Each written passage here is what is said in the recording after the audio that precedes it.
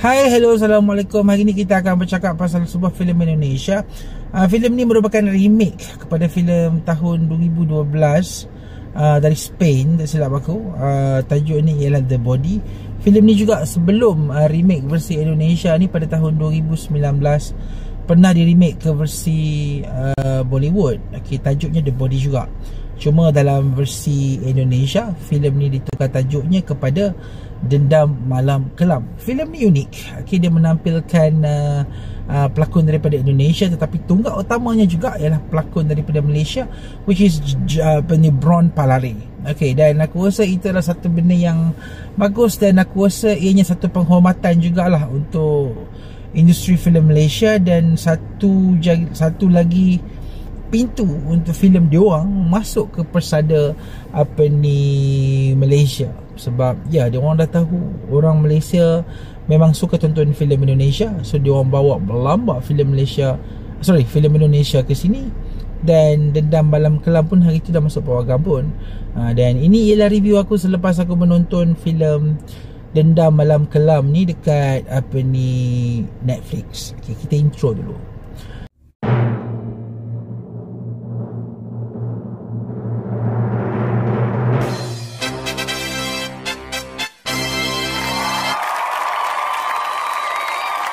Baik, Dendam Malam Kelam, bagi siapa yang pernah tengok filem yang asal, filem versi 2019, aku sendiri pun dah tak ingat dah. Tapi bila benda tu aku dah lupa pasal versi asal ni, aku tahu pasal mayat hilang je. Lepas tu aku dah lupa ada twist dia macam mana. Tapi ianya memberi satu impact yang bagus lah. Bagi siapa yang ingat versi dulu punya, mungkin perasaan akan jadi lain sikit lah. Tapi bagi aku dalam filem ni aku dah kosong. Aku dah lupa versi 2012 tu macam mana. Aku dah lupa juga versi 2019 tu macam mana. Dan aku tonton filem ni dengan kosong. Walaupun aku tahu cerita dia pasal mayat hilang. Cerita dia pasal seorang lelaki yang dituduh membunuh isterinya, yang mana merupakan seorang owner kepada satu syarikat farmasi ni. Dia bawa mayat ni pergi ke bilik mayat apa semua macam biasalah. Malam tu ketika ada satu pengawal dia bertugas, dia dapati mayat perempuan ni hilang.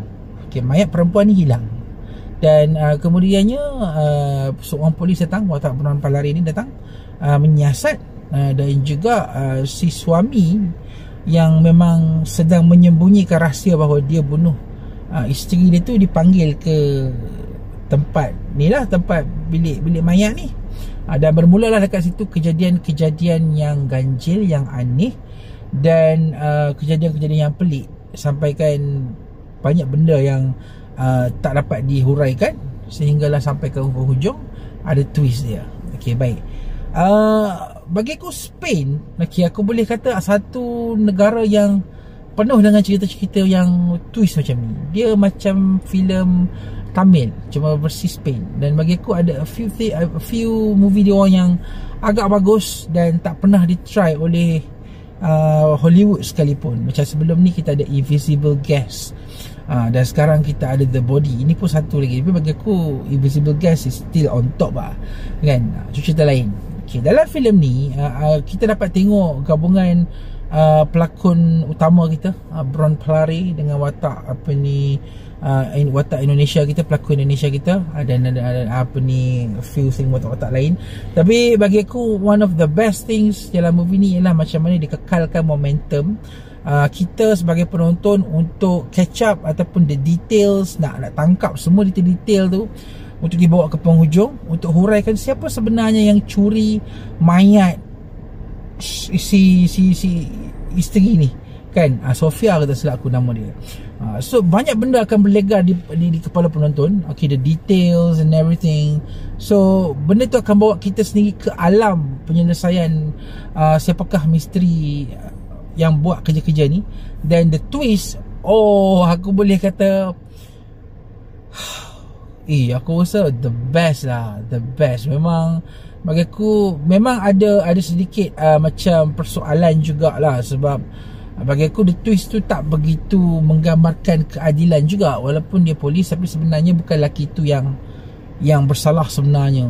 Dia macam ada sikit lah spoiler lah, senang cakap aku boleh katakan yang aku tak berapa setuju bila polis tu sebenarnya nak hukum si isteri dengan si suami tu.